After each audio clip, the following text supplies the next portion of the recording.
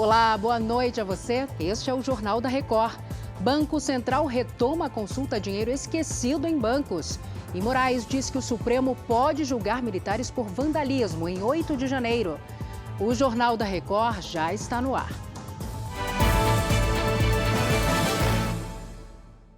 Oferecimento: cartões Bradesco, muito mais benefícios.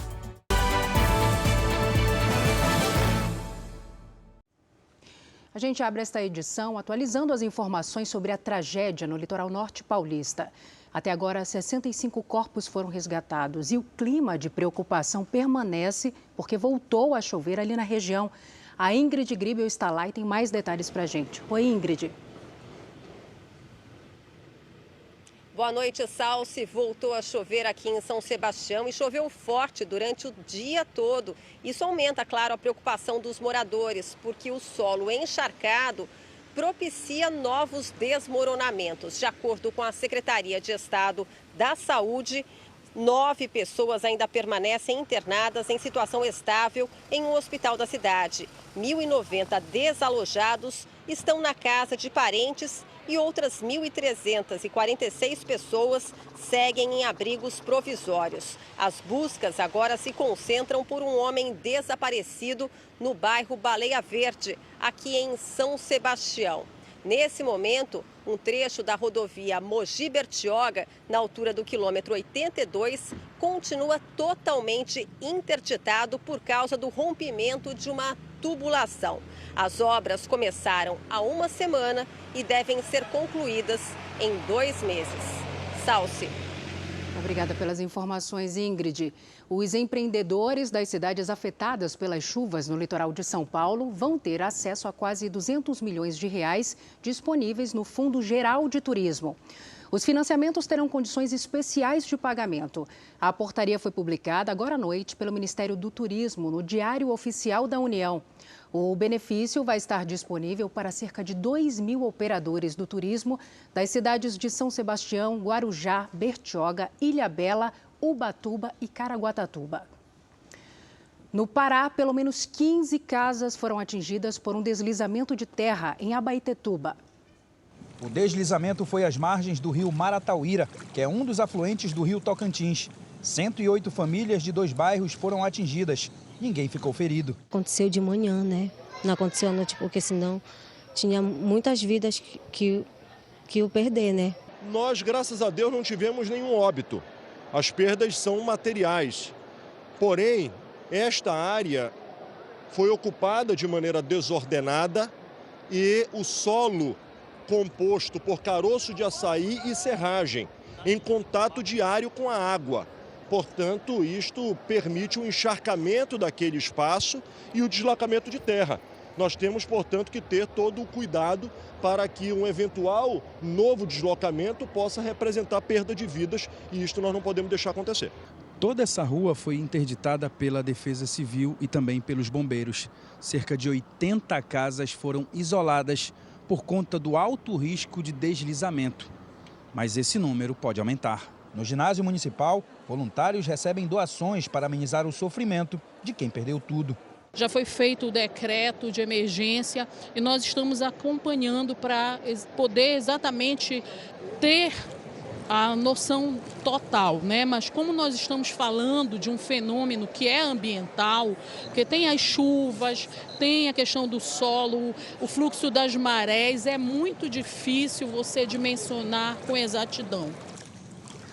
A Justiça de São Paulo homologou um acordo feito entre empresas da família Maluf, ligadas ao ex-prefeito da capital, Paulo Maluf, e o poder público. O objetivo é ressarcir a administração municipal pelo desvio de verbas. A repórter Carolina Belim participa agora do JR 24 Horas com a gente. Oi, Carol, boa noite.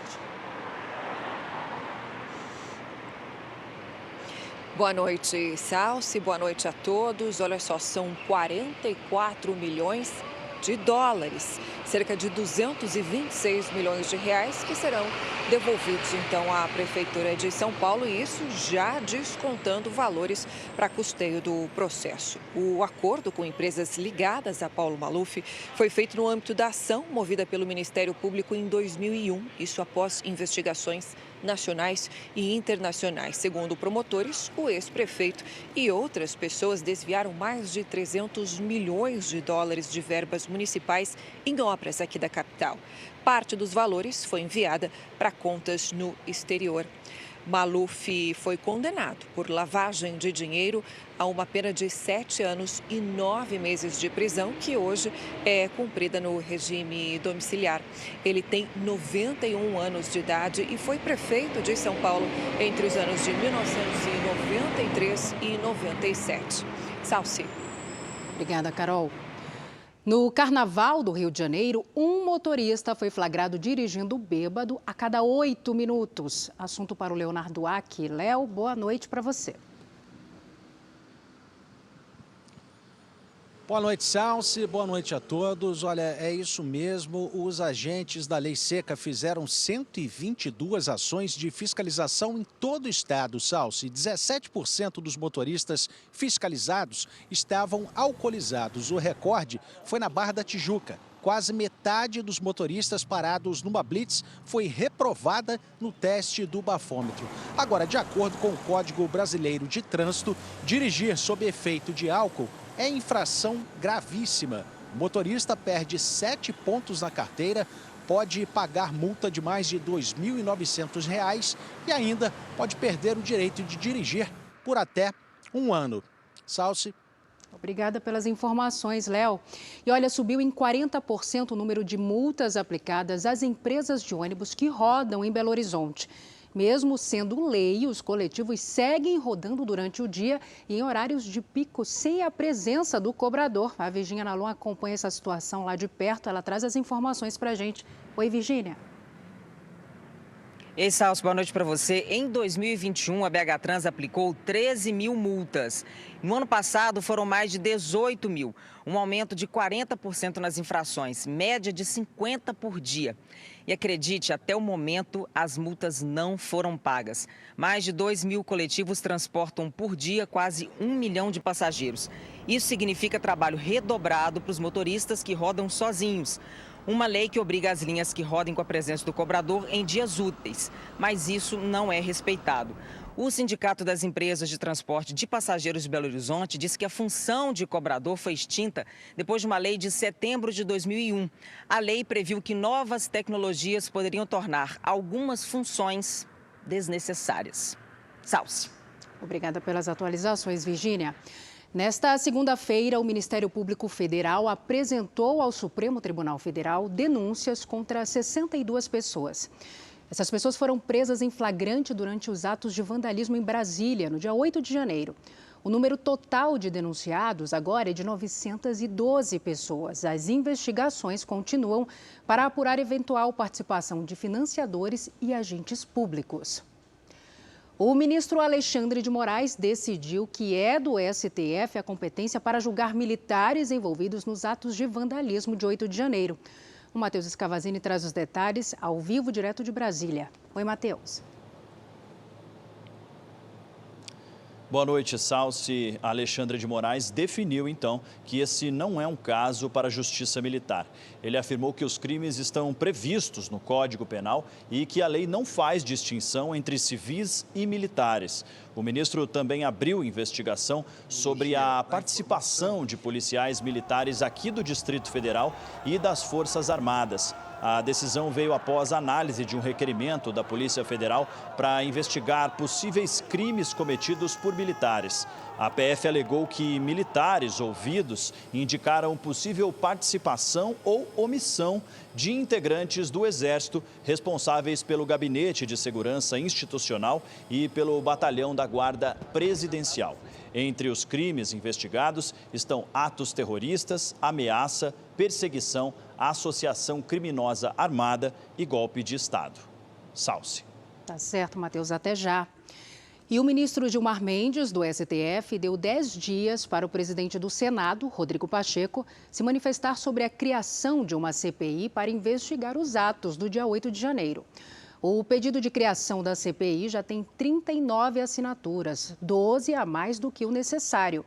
Em 2021, o STF obrigou Rodrigo Pacheco a criar uma comissão para apurar a gestão da pandemia de Covid-19. O STF tem entendido que a criação de CPIs não depende da vontade dos presidentes da Câmara ou do Senado, mas somente do cumprimento dos requisitos previstos na Constituição. E o ministro dos Direitos Humanos e da Cidadania discursou hoje no Conselho de Direitos Humanos da ONU, em Genebra, na Suíça. Silvio Almeida afirmou que o governo trabalha para combater a impunidade de crimes políticos. O ministro usou como exemplos as execuções da vereadora Marielle Franco e do motorista Anderson Gomes, que completam 5 anos em março. E os assassinatos do indigenista Bruno Araújo Pereira e do jornalista britânico Dom Phillips, no ano passado, na região amazônica. Jamais serão esquecidos. A crise sanitária do povo Yanomami também foi citada. Não temos medido esforços para restaurar a dignidade dessas populações e garantir-lhes o efetivo domínio sobre suas terras. No evento, o secretário-geral da ONU, o português Antônio Guterres, ainda criticou a Rússia por desencadear o que chamou de as mais massivas violações de direitos humanos da atualidade. The most massive violations of human rights we are living today. Uma semana após a visita do presidente americano à Ucrânia, nesta segunda-feira foi a vez da secretária do Tesouro desembarcar de surpresa em Kiev. A chegada de Janet Yellen à capital ucraniana é uma reafirmação do apoio dos Estados Unidos ao país europeu. A americana se reuniu com o presidente Volodymyr Zelensky e ainda anunciou a transferência do equivalente a 6,5 bilhões de reais em ajuda financeira. O valor é parte de um total de 51 bilhões de reais prometidos por Washington.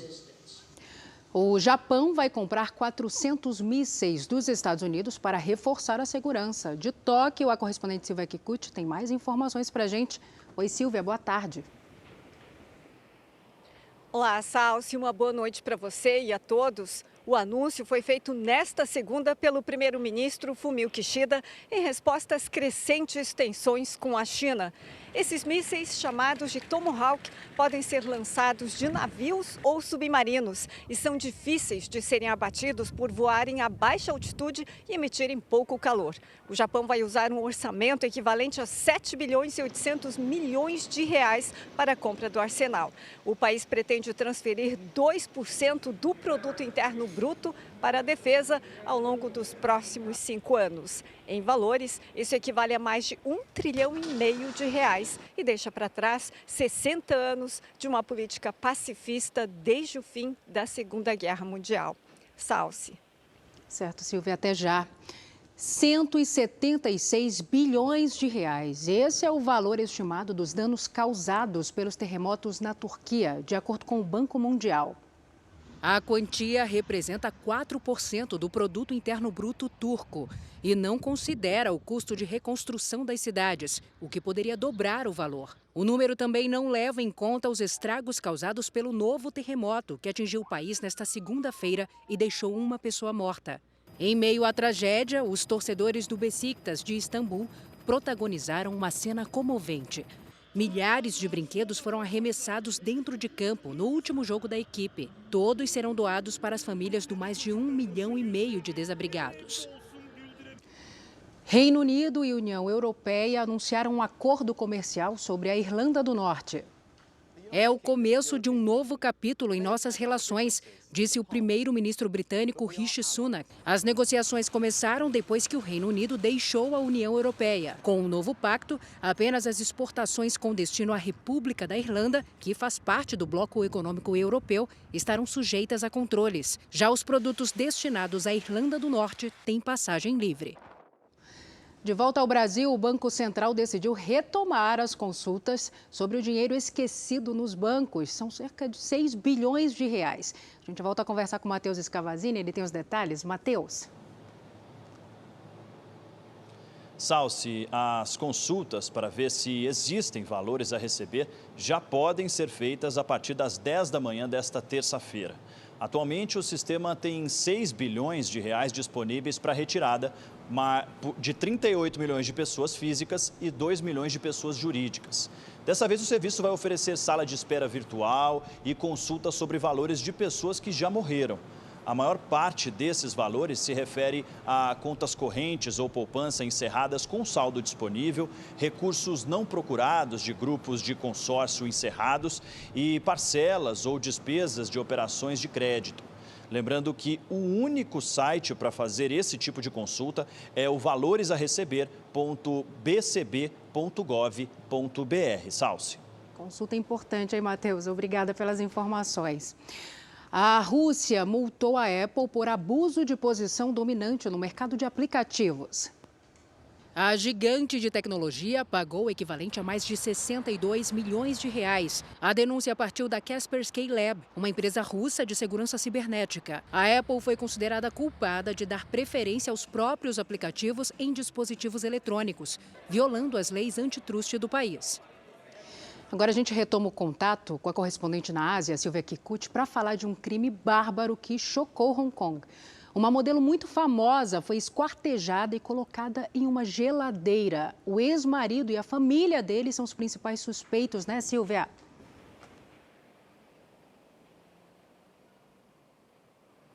Exatamente, Salce. Inclusive, eles estão presos. A modelo, a Bi Choi, de 28 anos, estava desaparecida há uma semana. Mas no sábado, a polícia encontrou partes do corpo dela em panelas dentro de uma geladeira. No local também foram localizados um cortador de carne e uma serra elétrica. Além do ex-marido da modelo, do pai e do irmão dele, a ex-sogra também foi detida por tentar destruir provas. A Bi Choi tinha mais de 100 mil seguidores numa rede social e era modelo de revistas de moda. Segundo a polícia, ela e o ex-marido brigavam por causa de uma propriedade de luxo. Choi deixa 4 filhos, 2 deles com o ex-marido e 2 com o atual companheiro. Salce. Coisa absurda. Obrigada pelas informações, Silvia. O marroquino Achraf Hakimi, do Paris Saint-Germain, é investigado por suposta violação sexual.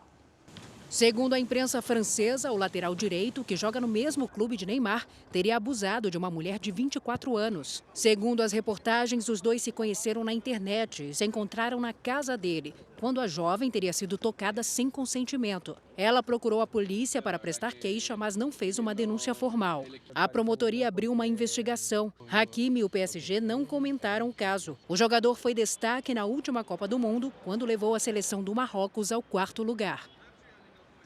E os sobreviventes do Holocausto que se refugiaram em São Paulo foram homenageados nesta segunda-feira na Câmara Municipal. 20 sobreviventes participaram da sessão que foi aberta ao público. Eles receberam um certificado de reconhecimento por tudo que passaram na época da Segunda Guerra Mundial, quando 6 milhões de judeus foram mortos durante o Holocausto. O rabino David Whiteman participou da cerimônia. Os sobreviventes do Holocausto são verdadeiros heróis. Herói, para nós, não é alguém que tem músculos, que é forte. Herói é alguém que domina suas emoções. Marcos Nubel, da Federação Israelita do Estado, destacou o papel dos sobreviventes no desenvolvimento de São Paulo. E nós vemos que a comunidade judaica e sobreviventes se doam para a cidade de São Paulo, com muita esperança, fé, para cada vez mais a nossa cidade crescer juntos com a comunidade judaica e com todas as outras minorias. Este foi o Jornal da Record. Outras informações às 7 da manhã, na primeira edição do JR 24 Horas. Você fica agora com o programa Entre Linhas. Boa noite para você. Cuide-se. Tchau.